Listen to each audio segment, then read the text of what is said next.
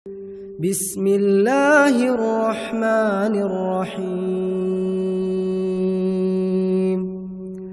سبح اسم ربك الأعلى الذي خلق فسوى والذي قدر فهدى والذي أخرج المرعى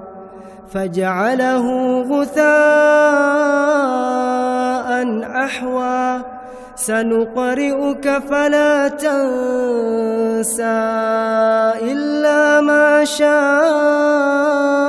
الله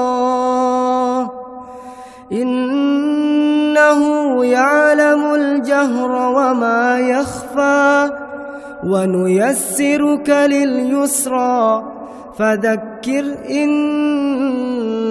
نفعت الذكرى سيذكر من يخشى ويتجنبها الأشقى الذي يصلى النار الكبرى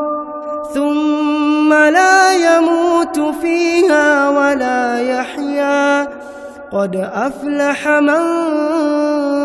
تزكى وذكر اسم ربه فصلى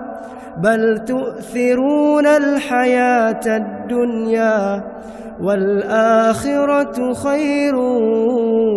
وأبقى إن